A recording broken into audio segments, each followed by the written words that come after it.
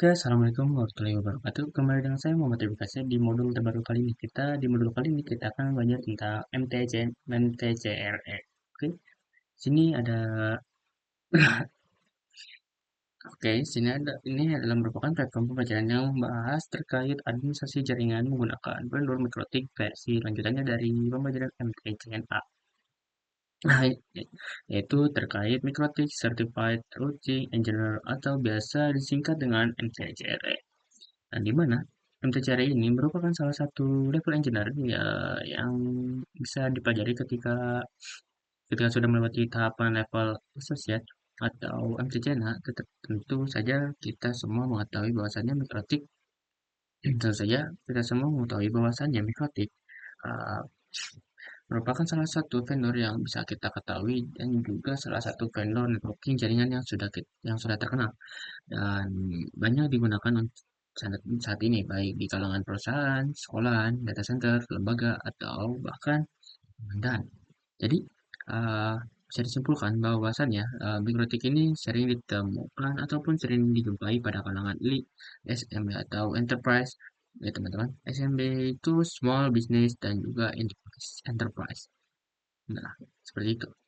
Artinya Ya, artinya ialah bagi kalian yang ingin menjadi network engineer yang kompeten, maka mikrotik merupakan salah satu skill yang wajib dikuasai.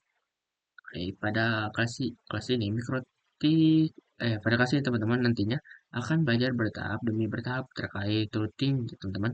Nah, di sini routing kita akan kupas tuntas lebih dalam jelas.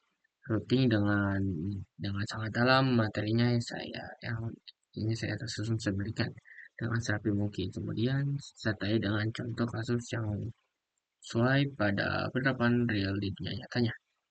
Oke, selanjutnya kita ke belum. Selanjutnya nanti kita akan coba implementasikan lab mikrotik atau cara ini di lab ya teman-teman. Kemudian kita akan coba menyinggung terkait detail materi apa saja sih yang akan kita pelajari pada kursus ini. Maka dari itu kita bisa lihat kurikulum ataupun outline MTCRE ini yang disusun oleh mikrotik itu sendiri. Jadi nantinya kita akan coba perkenalan terkait routing overview, kemudian static routing, ya. Kemudian static routing yang lebih dalam banyak. Lalu sini ada routing police atau routing OSPF dan target scope,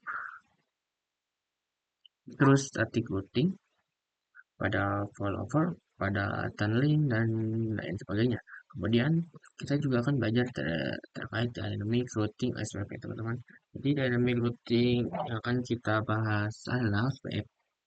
Bagaimana kita mengimplementasikan OSPF ini pada ya, single area ataupun multi area dan lain sebagainya. Kemudian ada failover, load balance, tunneling dan juga VLAN gitu, teman-teman. Harapan sebelum mempelajari mata cara ini diharapkan bagi kalian sudah biasa terlebih dahulu ini terkait administrasi mikrotik versi associate-nya yaitu MTCNA sehingga ketika kalian mau mempelajari materi MTCNA ini kalian tidak terlalu kaget teman-teman seperti itu. Untuk pembelajarannya apa aja terkait dengan seperti ya. Maksudnya kita ke materi yang kedua yaitu tentang apa itu MTCNA. Kan di sebelum penjelasan ini, saya sudah menyinggung ya sedikit terkait overview antara cara ini. Kita akan coba masuk kepada bab pendahuluan terlebih dahulu di sini. Jadi kita akan coba menyinggung terkait cara itu sendiri. Apa sih uh, apa sih MCTR itu? Kemudian lab emulator yang kita akan gunakan dalam belajar MCTR untuk menggunakan apa? Seperti itu teman-teman. Jadi kita akan coba olah alis secara bersama-sama ya teman-teman. Kita coba terkait pembelajaran apa itu MTCRE terlebih dahulu. Jadi MTCRE ini atau biasa disebut dengan Mimetic Certified Routing Engineer merupakan sertifikasi yang diberikan oleh vendor Mikrotik untuk menunjukkan bahwasannya seseorang memiliki pengetahuan dan juga keterampilan dalam desain atau konfigurasi jaringan yang dalam terkait routing gitu teman. Jadi untuk mengikuti pembelajaran dan juga exam sertifikat ZMTCR ini diharapkan bagi peserta perlu dan juga diharuskan untuk lulus terlebih dahulu terkait level associate-nya yaitu MTCNA. Nah, MTCR ini mencakup topik apa saja sih? Jadi, MTCR ini mencakup berbagai topik, termasuk pengenalan perangkat mikrotik, konfigurasi dasar, konfigurasi interface, antarmuka protokol routing seperti statik dan dynamic, dan serta topik-topik lainnya.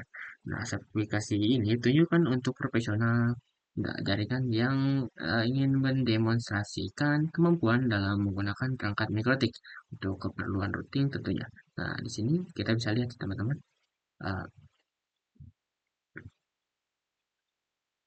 nah, di sini kita bisa lihat teman-teman.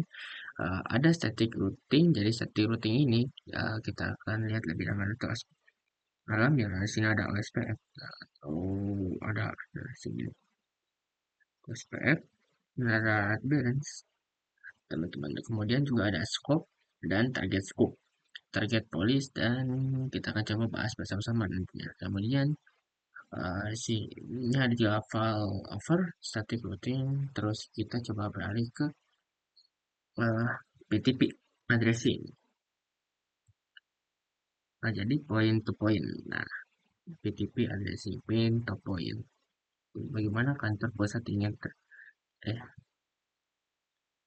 bagaimana kantor pusat ingin terkoneksi dengan kantor cabangnya atau kantor A dengan kantor B ingin terkoneksi tapi dengan traffic yang tidak terlalu membazir. Nah, itu mungkin kita bisa menggunakan PTP teman-teman. Kemudian juga ada tunneling di sini, ada PPTP satu TP dan juga kalau nah, itu kita bisa ke pengenalan. Pada saat kita bisa pengenalan LF emulator. Nah, pada kesempatan kali ini kita akan pada pada kali ini kita akan membahas terkait pengenalan LF emulator sekarang. Nah, nantinya kita akan gunakan bersama-sama dalam mengimplementasikan belajar NTC ini.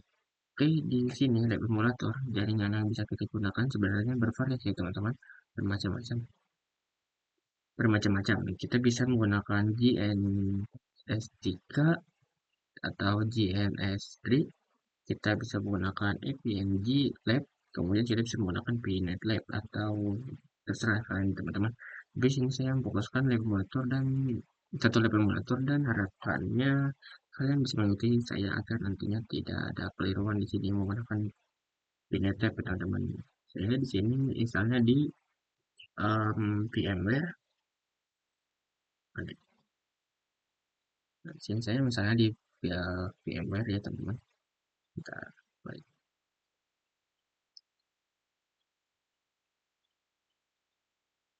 Oke. Oke, saya sini misalnya di sini saya menggunakan Pinet Lab, ya teman-teman.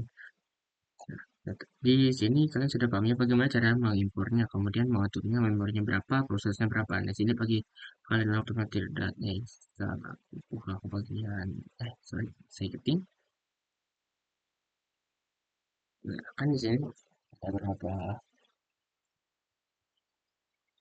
di sini. Nah, di sini kan bagi kalian yang laptopnya tidak terlalu gede kapasitasnya, kalian sesuaikan ya, misalkan sini memorinya. Memorinya sini saya akan menggunakan yang 4 GB, 4000 MB atau 4 GB ya teman-teman. Nah, jadi misalkan untuk memorinya 4 aja sudah cukup untuk lalu untuk prosesornya di sini saya menggunakan 4. Jika teman-teman tidak tidak tidak mendukung, teman-teman bisa menggunakannya 2 saja. Nah, ketika kalian sudah berhasil, nanti kan kan kan ada muncul IP-nya ini seperti ini teman-teman. Sini kita coba show. Nah, di sini akan muncul IP-nya. Nah, sini ini yang kita gunakan hanya bisa diakses melalui lokal kalian teman-teman. Nah, sini saya bahkan IP-nya ialah itu 92.6856 lalu 103. Selanjutnya kita bisa bukan di situ. Nah, sini saya sudah masuk sudah saya browse jadi saya sudah masuk ke bagian ke Chrome. Saya sudah sini mengetikkan itu IP yang tadi yang berada di Pinet yaitu 192.168.5. 193. Nah, di sini untuk username kita bisa gunakan admin, lalu sini passwordnya password pinet. Pinet, oke. Nah, di sini uh, di sini kita bisa menggunakan default console ataupun HTML console. Kalau default console nanti menggunakan terminal yang disediakan oleh Pinet Lab. Kalau HTML console nantinya kalian menggunakan ini apa namanya tabnya. Tab yang ada di sini dari search engine kalian. Di sini saya menggunakan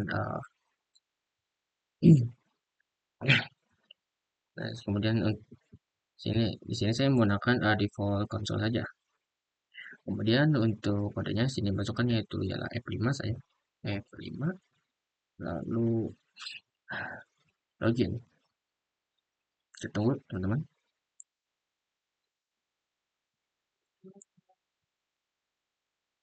Oke, nah di sini teman-teman jangan lupa kalian harus sudah ada image ya teman-teman. Harus ada image atau harus sudah ada image yang baik itu image mikrotik ya teman-teman. Router kalian. Nah, untuk bagian cari explore-nya bagaimana? Nah, sini saya akan contohkan cara untuk explore-impornya bagaimana. Sini kita bisa ke bagian Windows ataupun bagian search ini kita bisa buka WinSCP. WinSCP.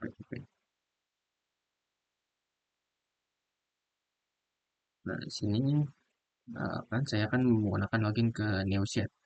Lalu ini biasanya kita bisa akses. Ini untuk file protokolnya kita gunakan SSID tersebut. Lalu selanjutnya kita masukkan dari kita yaitu servisnya untuk servis tidak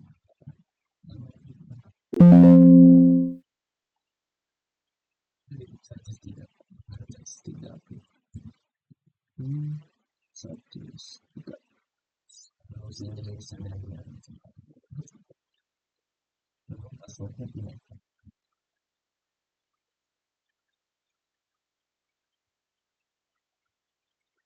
tidak sini berbentuk